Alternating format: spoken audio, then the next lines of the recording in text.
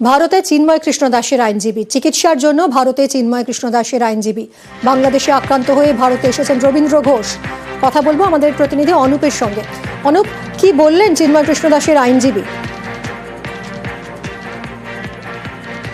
অরুণ রয়েছেন আমাদের সঙ্গে, কথা বলবো অরুণের সঙ্গে। অরুণ, চিন্ময় কৃষ্ণ দাসের আইনজীবী কি কারণে তিনি এসেছেন ভারতে, কি বললেন তিনি? হ্যাঁ দেখো, তিনি চিকিৎসার জন্য ভারতে এসেছেন এবং তিনি এসে তার কঠিন অভিজ্ঞতার কথা তিনি বললেন। চিন্ময় মহারাজ জেলে রয়েছে এবং তিনি তার সঙ্গে গত আসবার আগের দিনও তিনি তার সঙ্গে কথা বলেছেন এবং তিনি মোটামুটি সুস্থ আছেন, কিন্তু খাওয়া দাওয়ায় তার অনেক রেস্ট্রিকশন রয়েছে, তিনি খেতে পারছেন না, এই সমস্ত কথা তিনি জানেন। বাংলাদেশে যে ঘটনা আমরা ঘটছে বা ভিডিওতে আমরা দেখতে পাচ্ছি, সমস্তটা তিনি কিন্তু নিজে চোখে দেখে এসেছেন এবং তার তিক্ত অভিজ্ঞতার কথা তিনি কিন্তু শেয়ার করলেন। তিনি বললেন যে ধরনের ঘটনা ঘটছে এতে কিন্তু মানুষ আতঙ্কিত, কোথায় পালাবে, শুধু হিন্দুরা সমস্ত জাতি কিন্তু এখন ভয়ে রয়েছে যে কিভাবে কেউ যাদের পাসপোর্ট ভিসা আছে তারা কিন্তু সোজা পথে প্লেন পথে বা অন্য পথে আসছে, যাদের পাসপোর্ট ভিসা নেই তারা কিন্তু চোরা পথে ভারতে ঢোকার চেষ্টা করছে। একটা বাজে পরিবেশ তৈরি হয়েছে এখন সেখানে। কবে সেটা থামবে তিনি কিন্তু বলতে পারছেন না। তিনি তার মনের জোর, যখন কোনো আইনজীবী চিন্ময় দাসের পক্ষে দাঁড়াননি তখন কিন্তু তিনি একা 74 বছরের একজন বৃদ্ধ, তিনি কিন্তু তার পাশে দাঁড়িয়েছিলেন এবং তিনি মনের জোরে তিনি বাংলাদেশ যাচ্ছেন, আবার 2 তারিখে তিনি বাংলাদেশ পৌঁছে যাবেন এমনটা তিনি জানাচ্ছেন। তিনি চিকিৎসার জন্য ভারতে এসেছেন। তার উপরে যে ধরনের হেনস্থা করা হয়েছে আদালতের মধ্যে, তাকে যেভাবে আইনজীবীরা তাকে ধাক্কি থেকে শুরু করে, তিনি তার তিক্ত অভিজ্ঞতা রেখেছেন যে আদালতে কখনো আইনজীবীদের মধ্যে এরকম হবে বা এরকম একটা পরিবেশ তৈরি হবে তিনি কিন্তু ভাবতেই পারছেন না। তার বাংলাদেশের জন্ম, তিনি চট্টগ্রামের বাসিন্দা, তিনি কিভাবে এইভাবে আতঙ্কিত বলছে। আমি নিজের দেশে বলছি যেরকম বৈমাত্রিক ব্যবহার শুরু হয়ে গেছে সেখানে, এখন তিনি সেখান থেকে কিভাবে বেরিয়ে এখন ইন্ডিয়া এসেছেন শুধু চিকিৎসার জন্য। তার মনে এতটাই জোর, তিনি কিন্তু আবার যাচ্ছেন এবং তিনি আইনজীবী হয়ে সেখানে যাবেন। পুলিশ তাকে সাহায্য করে নিয়ে সেটা কিন্তু অকপটে স্বীকার করলেন। শুধু তাই নয়, সাধারণ মানুষ কিছু তার পক্ষে আছে কিন্তু ভয়ে কেউ মুখ খুলতে চাচ্ছে না। একের সঙ্গে অন্যের সঙ্গে একজনের কিন্তু দূরত্ব অনেকটা তৈরি হয়েছে। এই অবস্থা দাঁড়িয়ে কি হবে সেটা কিন্তু বোঝা মুশকিল। ধন্যবাদ অরুণ। চিন্ময় প্রভু হলো সনাতন ধর্মকে রক্ষা করার জন্য সারা বাংলাদেশ ঘুরে বেড়ায়, কিন্তু ওইটা দেখে সরকার আমার মনে হচ্ছে ভীত সন্ত্রস্ত হয়ে গেছে। কি করে দমাতে হয়, ওনার বিরুদ্ধে মামলা করে দিল। রাষ্ট্রের বিরুদ্ধে কাজ করেছে উনি, রাষ্ট্রের বিরুদ্ধে যদি কাজ করেও থাকেন এটা তো একটা বিচার হবে, বিচারের আগে ওনাকে মেরে ফেলা হবে। তার মানে মানুষ তো কোনো তার ফান্ডামেন্টাল রাইট, তার হিউম্যান রাইটস বলতে কিছু আছে? কিছুই তো নাই, সব শেষ হয়ে গেছে।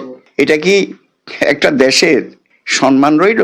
আমি চিন্ময় প্রভুর জন্য যেহেতু ওকালতনামা দিয়েছি, আমি লড়াই করে যাব ওনার বেইল না হওয়া পর্যন্ত। আমি সুপ্রিম কোর্টে যাব, হাইকোর্টে থাকবো, সুপ্রিম কোর্টে থাকবো, উনি আলটিমেটলি মুক্তি পাবেন। বাংলাদেশে বিজয় দিবসের আগেও ফের ভারত বিদ্বেষের বিষ, বিশ্বজোড়া চাপের মধ্যে ফের হম্বিতম্বি ছাত্রনেতা সার্জিজ আলমের। কোন দেশের লেজুর নয়, কুদৃষ্টি দিলে উচিত শিক্ষা, আস্ফালন জুলাই শহীদ স্মৃতি ফাউন্ডেশনের সম্পাদকের। এই বিশ্বের প্রত্যেকটি দেশকে একটি কথা বলে দিতে চাই, বাংলাদেশের প্রতি আপনার দৃষ্টিভঙ্গি যেমন হবে, জীবনের বিনিময়েও আপনার প্রতি আমাদের সেই দৃষ্টিভঙ্গি আমরা নিশ্চিত করব। বিন্দুমাত্র ডমিনেন্সের দৃষ্টিতে, বিন্দুমাত্র এই বাংলাদেশকে শোষণ করার দৃষ্টিতে সে যেই হোক না কেন, এই বাংলাদেশের দিকে যদি কোনো কুদৃষ্টি, কুনজর দেওয়ার কেউ চিন্তা করে, সেই শকুনের কালো হাতকে ভেঙে দিতে আমরা আমাদের জীবন দিতেও প্রস্তুত থাকব। শেখ হাসিনাকে ফেরতের দাবি জাতীয় নাগরিক কমিটির সদস্য সচিবেরও। যারা যুদ্ধাপরাধী তাদের যেমন বিচার নিশ্চিত করতে হবে, 24 সালের যুদ্ধাপরাধীদেরও বিচার নিশ্চিত করতে হবে। বাংলাদেশের স্বাধীনতা, সার্বভৌমত্ব, বাংলাদেশের বিজয় দিবসের প্রতি যদি ভারতের দায় থেকে থাকে, সম্মান থেকে থাকে, অবিলম্বে ভারত গণহত্যাকারী, যুদ্ধ অপরাধী, মানবতা বিরোধী অপরাধী শেখ হাসিনাকে বাংলাদেশের বিচারের কাছে সুপর্দ করবে। বাংলাদেশে ভারত বিদ্বেষের বিষ প্রতিদিনই সুর চড়াচ্ছেন সে দেশের কট্টরপন্থীরা, বারবার দিচ্ছেন হাস্যকর সব হুমকি। সোমবার 16ই ডিসেম্বর বাংলাদেশের বিজয় দিবস। 1971 সালে এই দিনেই স্বাধীন বাংলাদেশের জন্ম হয়, যার পিছনে বড় অবদান ছিল ভারতের। অনেক ভারতীয় সেনা বাংলাদেশের মুক্তিযুদ্ধে শহীদ হন। এসব ইতিহাস ভুলে বাংলাদেশে এখন ভারত বিদ্বেষের বিষ। 5 আগস্টের পরে মনে হয় নাই, এই 10 দিন ধরে মনে হয়েছে বাংলাদেশ স্বাধীন। স্বাধীনতার ইতিহাসে কে তথাকথিত 71-এর স্বাধীনতার নাম দিয়া ভারতের গোলামির জিঞ্জিরে, পাকিস্তানের গোলামি বাদ দিয়া ভারতের গোলাম হয়েছিল বাংলাদেশ। অথচ এখন ভারতের বিরুদ্ধে বাংলাদেশ বিবৃতি দেয়। ভারতের বিরুদ্ধে কি দেয়? এখন না কিছুটা মনে হয় স্বাধীন। বাংলাদেশের বর্তমান পরিস্থিতি সরকারের হাতের বাইরে, সেখানে প্রচ্ছন্ন মদত রয়েছে সরকারের হিন্দুদের উপরে অত্যাচার করার। এর একসময় সমাধান হবেই। ভারতের পণ্য না গেলে না খেয়ে মরবে। 1 অক্ষর 1 ইঞ্চি পেটে কালির বুদ্ধি নেই, ঠিক আছে? যেটা করছে ওই জামাতের বুদ্ধিতে করছে। কট্টরপন্থীদের সুরে সুর মিলিয়েছেন বাংলাদেশের সুপ্রিম কোর্টের অবসরপ্রাপ্ত বিচারপতিও। ভারতের এই কূটকৌশলের মধ্যে আমরা নিষ্পেষিত হয়েছি। ভারতের যে government is a real suppressing government. ভারতে 140 কোটি লোকের মধ্যে 135 কোটি হচ্ছে দলিত, হরিজন, অচ্ছুত, মুসলমান এবং সাপ্রেসড 7 সিস্টার লোকজন।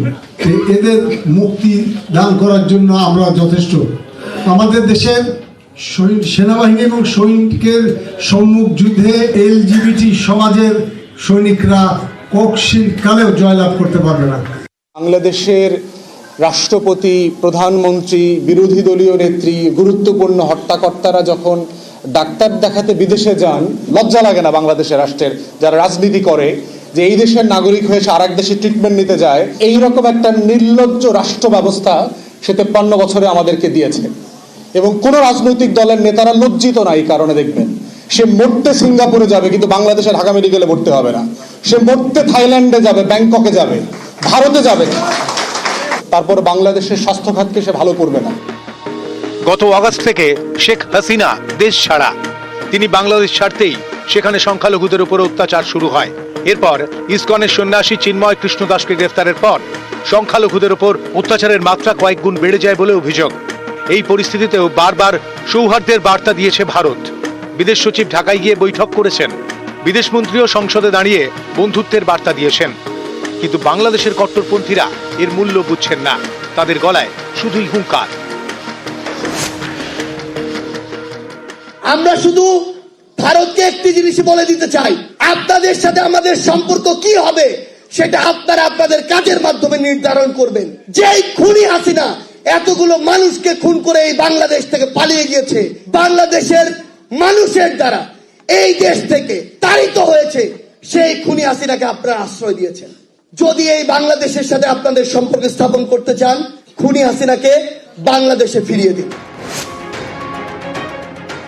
সমস্ত হিন্দু এবং সনাতনীদের বলবো, আমরা সবাই একসঙ্গে মিলে তার প্রতিবাদে নামবো।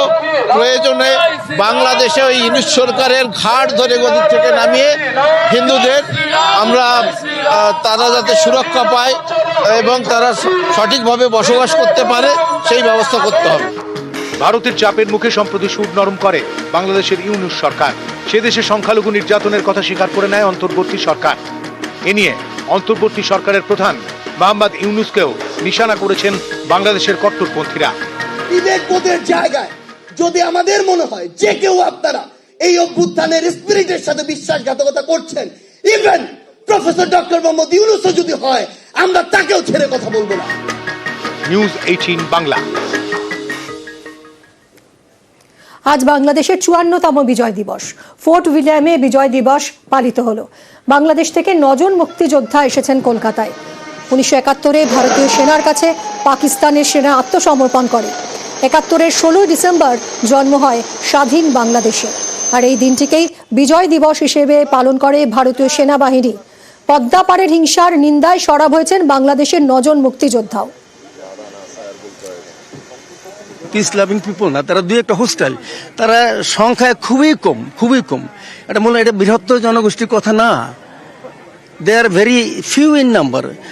বাংলাদেশের 99.9% লোক ইন্ডিয়া সম্পর্কে ভালো ধারণা পোষণ করে, বিকজ ইন্ডিয়া আমাদের এত ঘনিষ্ঠ বন্ধু, তাদের উপর আমরা অনেকভাবে নির্ভরশীল। আমাদের সাথে যে আদান প্রদান সবকিছু, এই অশান্তি যে খবর আপনারা পান, আসলে এটা কিন্তু সবসময় ওরকম না, ঠিক আছে? এটা পরে দেখা যেতে না এটা পিছনের কোনো ঘটনা এটাই করছে, ঠিক আছে? এটা আসলে it is not like that. এবছর কিছুটা অনিশ্চয়তা ছিল, বাংলাদেশের প্রতিনিধিরা আসবেন কিনা, কিন্তু সব কাটিয়ে সৌহার্দ্যের ছবিটাই ধরা পড়লো আজ এই বিজয় দিবস পালন অনুষ্ঠানে। বাংলাদেশ থেকে এক ব্রিগেডিয়ার এসেছেন, তিনি ভারতের আতিথেয়তার কোনো খামতি নেই বলে উল্লেখ করেছেন। শুনুন। আমাদের সঙ্গে রয়েছেন লেফটেন্যান্ট ব্রিগেডিয়ার মিস্টার আমিন। অন্যবারও অনেকবার এসেছেন কলকাতায়, মানে কোনো ডিফারেন্স পেলেন এবার? না, সেম হসপিটালিটি। সবাই যাদের সঙ্গে দেখা হচ্ছে সবাই খুব সুন্দর করে কথা বলছেন। Same hospitality, no change. মুক্তিযুদ্ধে ভারতের যে অবদান, ভারতের যে কন্ট্রিবিউশন, সেটা কোথাও গিয়ে অস্বীকার করার একটা চেষ্টা চলছে বা আমরা খবর পাচ্ছি, সেটা কি বলবেন? না, এরকম আমার কাছে কোনো খবর নেই। আমরা সবসময় ভারতের অবদানকে অ্যাপ্রিসিয়েট করি। It was a great support that was given to the Bangladeshi people by Indian Army and the Indian people. আপনি বলছেন যে ভারতের অবদান আপনারা অস্বীকার করেন না, কিন্তু আপনাদের ওই দেশ থেকেই অনেক সময় যেটা আসছে ভারত বিরোধী কথাবার্তা বা দেশের সম্পর্কের পক্ষে যেটা প্রতিকূল, এগুলো আমার মনে হয় না আমাদের সম্পর্কে কোনো প্রভাব ফেলবে। ঠিক আছে, যদি কিছু থেকে থাকে একেবারেই সাময়িক। হ্যাঁ, সম্পর্কটা ঠিকই আছে এবং ঠিক থাকবে। তো কারা করছে কি করছে এটা খুব একটা জরুরি নয়। হ্যাঁ, আমাদের যে বাইলেটারাল যে সম্পর্কটা রয়েছে এটা সুন্দর থাকবে ইনশাল্লাহ, এটাই আমাদের কাছে জরুরি। বাংলাদেশকে স্বাধীন করতে পাকিস্তানের বিরুদ্ধে ভারতের লড়াই, বিজয় দিবসে ভারতের বীরদের স্মরণ, এক্স হ্যান্ডেলে ৭১-এর শহীদদের স্যালিউট রাষ্ট্রপতি প্রধানমন্ত্রীর, সেনার বীর গাঁথাকে কুর্নিশ, দিল্লিতে ন্যাশনাল ওয়ার মেমোরিয়ালে মাল্যদান প্রতিরক্ষা মন্ত্রীর।